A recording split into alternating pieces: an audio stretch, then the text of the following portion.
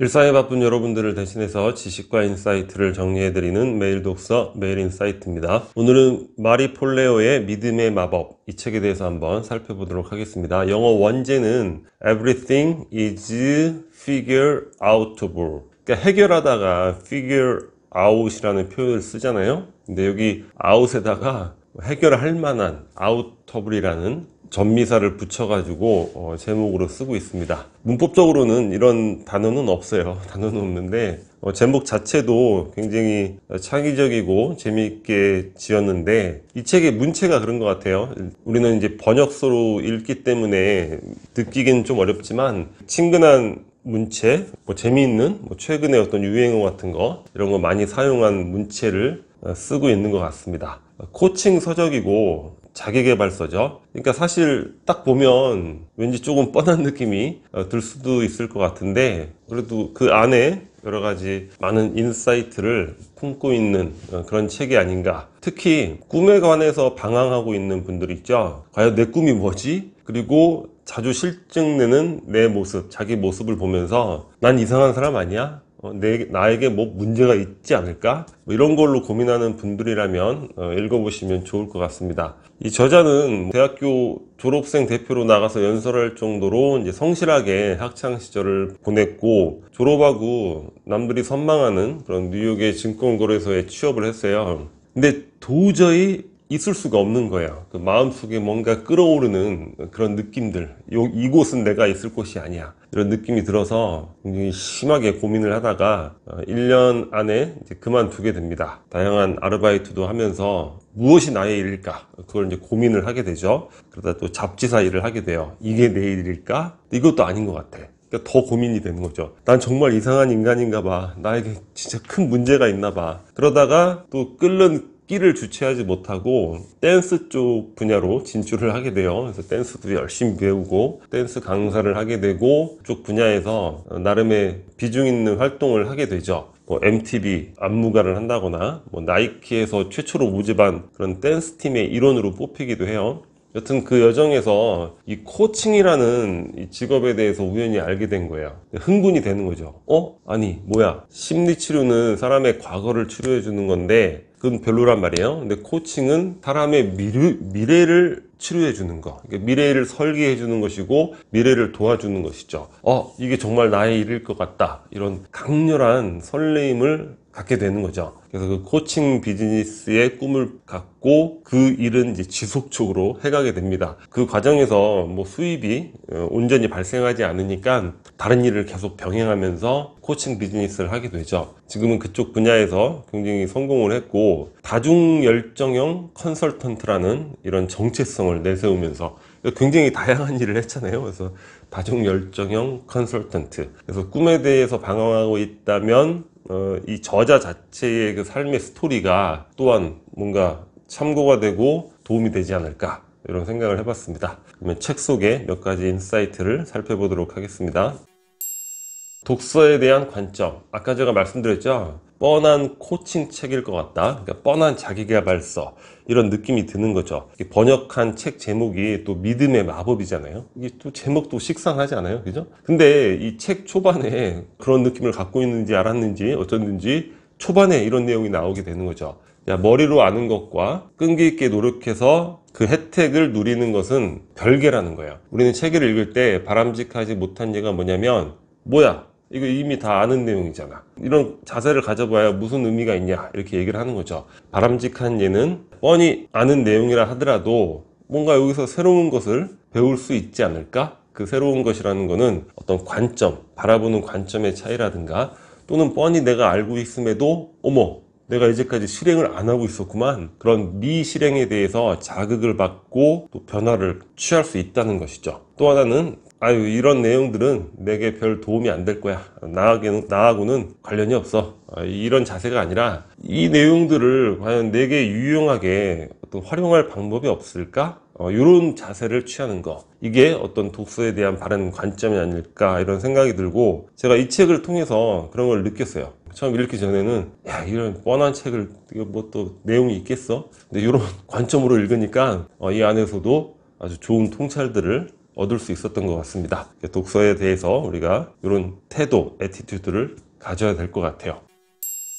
믿음의 마법, 번역된 책의 제목인데, 사실 믿음의 마법이라는 거는 우리가 살면서 무수히 많은 예들을 보잖아요. 도저히 있을 법하지 않은 일들이 막 발생하는 그런 것들, 설명이 불가능한 이런 것들을 믿음의 이제 마법이라고 이야기할 수 있는데, 이 책에서는 몇 가지 사례를 이야기를 하고 있는데, 뭐 무릎 관절경 수술을 받았는데 이제 플라시보 효과죠. 자, 가짜 수술 살짝 쬐고서 그냥 봉합하고서 수술을 받았습니다, 이렇게 얘기를 했더니, 자, 실제 수술 받은 경우와 동일한 효과를 발생시켰다는 거야. 그리고 개온나무는 엄청나게 알레르기 반응을 일으킨다고 해요. 거기에 대해서 감수성이 높은 사람에게. 그런데 감수성이 높은 아이들에게 개온나무를 이렇게 접촉하게 하고서 이건 개온나무가 아니야, 그렇게 얘기를 했더니 13명 중에 무려 11명이 굉장히 감수성이 예민한 그런 표본인데 알레르기 반응이 전혀 없었다는 거죠. 그리고 시험을 보는 응시생들한테 정답에 대한 커서가 깜빡거릴 거야. 눈에는 안 보이지만 너의 무의식은 그것을 인식할 수 있어. 그러니까 좋은 점수를 얻을 거야, 이렇게 얘기를 했더니, 실제로는 그런 거하고 전혀 관계가 없는데도 불구하고 시험 점수가 굉장히 높게 나타났다는 거죠. 우리 살면서 주변에서 또 그런 경우도 많이 보잖아요. 객관적인 능력이 제가 보기에 부족해 보여요. 근데 그 일을 굉장히 잘 실행을 해낸단 말이에요. 보면 그 사람 본인이 그 자기 자신에 대한 그 일을 잘 해낼 것이라는 그런 믿음을 갖고 있는 경우, 이런 경우를 몇 번 보는 것 같아요. 그러니까 사실 객관이라는 게 존재하는가, 이런 의문이 드는 거죠. 객관이라는 게 존재하는 것이 아니라 어떤 믿음이 자, 어떤 행동, 실체, 현상을 만들고, 우리는 그렇게 만들어진 결과물을 보고 객관이라고 여기는 것이 아닐까, 이런 생각이 들어요. 그래서 믿음의 마법, 좀 식상하게 느껴질 수도 있지만 그냥 믿어보는 거죠. 믿고 행동해 보는 거. 뭔가 이런 것들을 실행하는 것에 손해 날 일은 전혀 없잖아요. 이런 부분들에 대해서 우리가 한번 잘 인식을 해보고 적용해 보는 거 유용하지 않을까, 이런 생각을 해봅니다. 할 수 없어와 안 할 거야, 말투의 차이인데, 우리가 예를 들어서 아침에 뭐 일찍 일어나서 뭐 시간을 효과적으로 보낼 수 있잖아요. 근데 어떻게 반응합니까? 나는 그거 할 수 없어. 근데 이 할 수 없어라는 언어 표현은, 그러니까 우리가 이제 뇌과학 얘기 너무 많이 하잖아요. 우리가 그래서 무의식이라는 이 부분에 대해서 굉장히 자주 이야기를 하고 있는데, 그게 이제 우리 무의식에 영향을 끼치는 거죠. 단어 자체가 할 수 없어, 수동적이잖아요. 그러니까 내가 어떤 내 자신의 시간이나 에너지, 이런 선택에 통제력이 없는 사람으로 여겨진다는 거죠. 내 무의식이 그렇게 느낄 수 있다는 거예요. 그러니까 삶에 대한 책임감이 떨어지고 활력도 떨어질 수밖에 없다. 근데 반대로 그냥 내가 싫어서, 아침잠이 좋아서 일찍 안 일어날 수 있는 거죠. 나 일찍 안 일어날 거야, 안 할 거야, 이렇게 언어 표현을 한다면, 자, 우리 무의식이 우리 자신이 내 행동과 에너지 선택의 통제권을 갖고 있다고 믿게 되는 거죠. 그러므로 인해서 어떤 삶의 전적인 책임감과 자유로움을 느끼게 된다는 거예요. 그래서 우리가 일상적으로 쓰는 단어들을, 자, 할 수 없어, 이런 단어는 쓰지 말고 정말 그 일이 안 하고 싶으면 안 할 거야, 이런 표현을 쓰라는 얘기죠. 스스로가 자신에 대해서 통제권을 가져야 된다, 이렇게 이야기를 하고 있습니다. 자투리 시간 활용의 중요성. 우리가 하루에 30분 정도를 쓸데없이 모바일하고 뭐하고 이렇게 멍 때리면서 흘려보내잖아요. 이게 1년이 쌓이면, 자, 8시간 근무 기준으로 무려 22일이 된다는 거예요. 22일을 온전히 무슨 일을 한다고 생각을 해보세요. 어마어마한 일을 하겠죠. 근데 하루에 60분을 멍 때리거나 또 모바일 쓸데없이 이런 거 하느라고 시간 보내면 그게 1년 기준으로 무려 45일이 된다는 거예요. 하루에 90분이면 68일이 된다는 겁니다. 생각보다 어마어마한 것 같아요. 지금 제가 유튜브를 하고 있는데 개인적으로 이걸 통해서 의무 독서를 하고 있다, 이렇게 생각을 하는 거죠. 제가 지금 이 방송 준비하는 게 자투리 시간을 이용해서 하고 있단 말이에요. 그러니까 이동 시간이 많아요. 차량을 통해서. 그 시간에는 뭐 오디오북을 듣는다거나, 또한 누구를 기다리거나 뭐 엘리베이터를 탄다거나 에스컬레이터를 탄다거나 할 때 자투리 시간이 많죠. 그럴 때는 그것도 책을 읽는 거죠. 그렇게 모바일에 뭐 밀리의 서재 뭐 이런 거 있잖아요.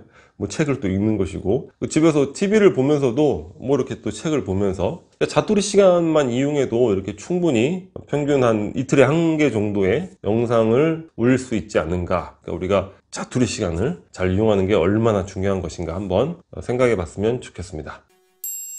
꿈을 글로 적는 것, 아까 우리 독서의 자세에 대해서 이야기를 했잖아요. 뭐 이미 알고 있는 내용이야. 이게 다 알고 있죠. 이 얘기는 얼마나 많이 봅니까? 근데 또 보죠. 뭘 느낍니까? 저는 이걸 보면서 야, 이거 저번에 실행하다가 제가 중도에 그만뒀거든요. 까먹고 또 잊고 있었던 거죠. 이걸 보면서 다시 제가 생각을 하게 됐습니다. 아, 지금 실행을 안 하고 있구만. 다시 실행을 해야지. 이런 미실행에 대한 또 자극, 독서의 중요한 태도가 되겠죠. 준비되기 전에 일단 시작하기. 성장과 성취라는 거는 어떠한 일단 시작을 하고 그 여정에서 이루어지는 것이지, 뭐 완벽한 준비를 하고 무언가를 시도한다, 이건 있을 수가 없죠. 왜냐? 돌발 변수가 늘 생기잖아요. 그러니까 그 변수 속에서 계속 문제 해결을 해나가는 그런 과정이 바로 성장과 성취의 과정이다, 이렇게 생각해 볼 수 있죠. 굉장히 세계적으로 대단한 성취를 한 그런 인물들 초대해서 인터뷰를 하는데, 거의 모두, 그러니까 모두 다 준비가 됐다고 느끼기 전에 자, 시작을 했다는 거예요. 그러니까 뭐 조금 더 준비하고 시작해야지 영원히 그건 시작을 못하게 되는 거죠. 물론 무방비 상태에서 시작하면 안 되겠죠. 그러니까 어느 정도 준비가 어느 정도라도 되면 빨리 시작을 하고, 아까 말씀드렸듯이 그 여정은 변수가 나타나고 거기서 문제 해결을 반복하는 과정이 되는 거죠. 그래서 그 성공한 기업들 보면 그 문화가 어떤 문화냐면, 어려운 문제가 발생하면 구성원들이 막 아드레날린이 분비되는 거예요. 흥분하는 거죠. 재밌어하고, 일에 대해서 이 어려운 문제가 나타났네, 이걸 또 어떻게 멋지게 해결할까? 그러니까 해결의 성취도가 선순환이 된다는 거예요. 준비되기 전에 일단 시작하라.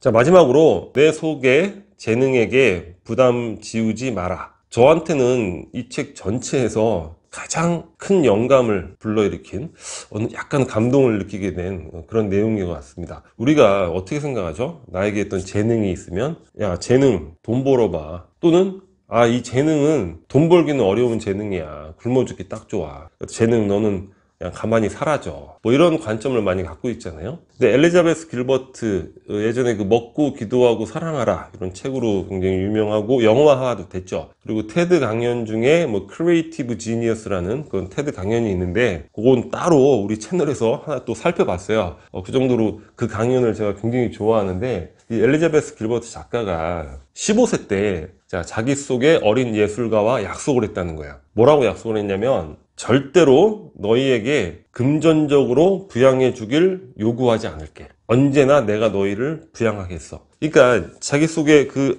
숨겨져 있는 그런 열정, 창의적인 원천, 어린 예술가, 재능, 이런 것에다가 야, 너 돈 좀 벌어봐. 활동해서, 야, 쟤네 속에 재능들이 저렇게 꽃피워서 성공하잖아.